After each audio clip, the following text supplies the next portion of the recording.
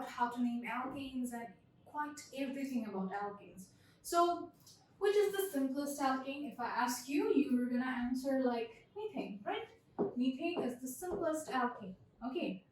So, what is the structural formula of methane, by the way? The structural formula of methane kind of looks like this. Okay. This is the structural formula of methane. Okay, the carbon is a tetravalent element which leaves it to combine or which helps it to combine with 4 monovalent atoms actually. Hydrogens are called monovalent because their valency is 1. Okay, so yeah, that's how the carbon is attached with 4 hydrogens. This is an alkane. So, if I ask you or if I tell you to remove 1 hydrogen from the structure, what's going to happen? You're going to say we don't know, but I know the answer. If you remove 1 hydrogen from an alkane, then you're going to get a new type of radical actually, and this type of radicals or group is called alkyl groups. Okay, so if you remove 1 hydrogen from alkanes, you get alkyls. Okay, from alkanes you get alkyl. Okay, actually you get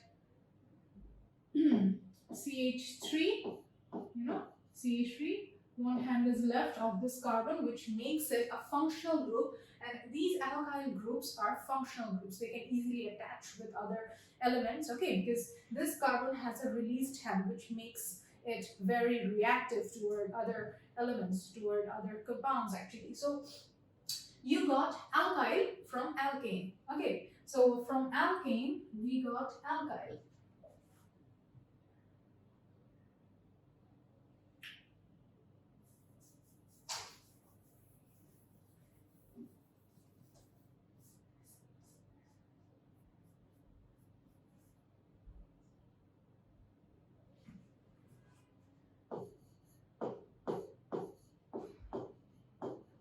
From alkane, by removing 1 hydrogen, which we can resemble or identify as minus hydrogen, we get alkyl. Okay, so we know the general formula of alkanes, right? The general formula of alkane is CnH2n plus 2. Okay, so what's gonna be the general formula if you remove 1 hydrogen from the alkane? The general formula would be like this. It would be Cn, the number of carbons is gonna remain the same, but 1 hydrogen is going to be removed from this structure. So what we're gonna get is 2n plus 1. So this is the general formula of alkyl, and this is the general formula of alkane. Okay, so how to name these groups, how to name this functional group. For alkane, we use root word plus ane, right? This is the way we name the alkanes. For alkyls, as they are basically derived from the alkanes, what we're gonna do is we're gonna simply do a trick. We're gonna replace this ane with -il. Okay, we're gonna replace this with -il. This -il word over here is going to replace this. Okay, so the only change is going to happen in the suffix word. Okay, the alkanes are named root word plus ane, and the alkyls are going to be named like root word plus -il. Okay, so this is how you name the alkyls. So let's name some alkyls actually. Okay, so let's take a hydrocarbon methane. Methane is the simplest one, right? Let's take methane, and if we remove one hydrogen from it, what we're gonna get is CH3. We got this from what? We got this from alkane. We got this from methane.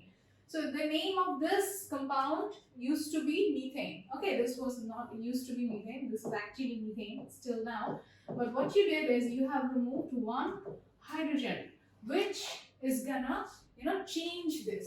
So the change is gonna happen in the name, and the name of this compound will be meth plus -il, which is methyl, because the ane part over here is going to get replaced with Yl, Y-L. Okay, so that's the name of this functional group. This is called methyl. Let's see another one. Let's see what's gonna happen for another alkane. Say for example, we take another alkane, C2H5. The name of this alkane is ethane. This is called ethane, right? So what's going to happen is, if you remove one hydrogen from ethane, if you remove one hydrogen, you're going to get C2H4, right? Or also you can write it like this.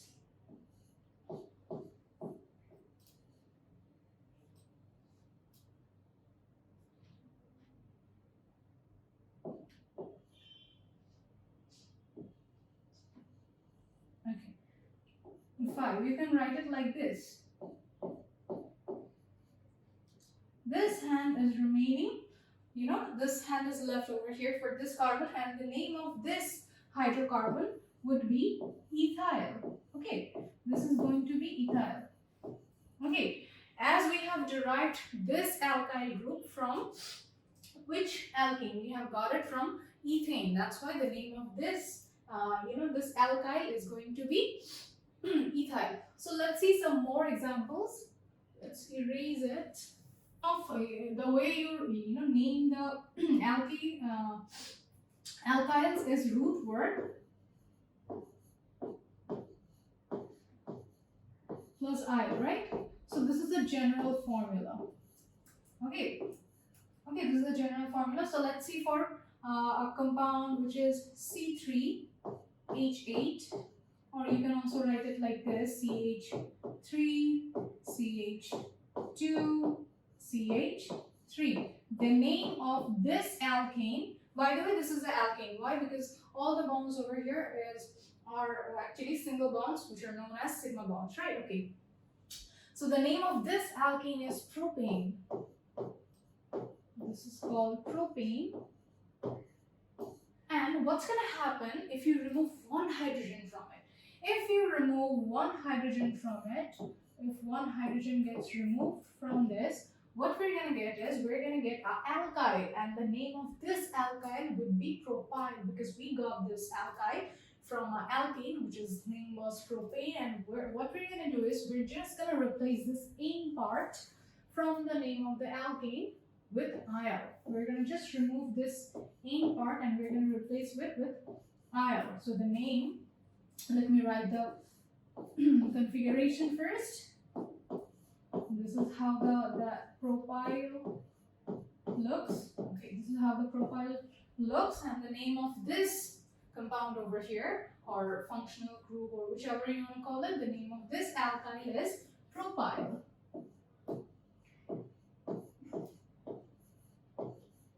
Similarly, you can get butyl from butene, you can get pentyl from pentene, you can get hexyl from hexene. This can go on and on. So the basic thing about it, or the basic knowledge you need to learn or understand in this topic is, it's really easy to name these alkyl groups. Just you're gonna have to know the name of the alkane it was previously, okay? Because the alkyls are made simply just removing one hydrogen from the alkanes. So the name is after the alkane it was derived from, and the only thing is going to happen is at the suffix of this name, instead of adding ane, we're going to add il. So yeah, that's basically the alkyl group. This alkyl group's general formula is usually written like this. It's usually written like this, R. Okay. R, this R over here resembles alkyls, or this R basically resembles methyl. Okay, so yeah, we're gonna see, or we're gonna meet this R or this general formula a lot, so that's why I'm telling you this. So yeah, that's basically everything about alkyl groups.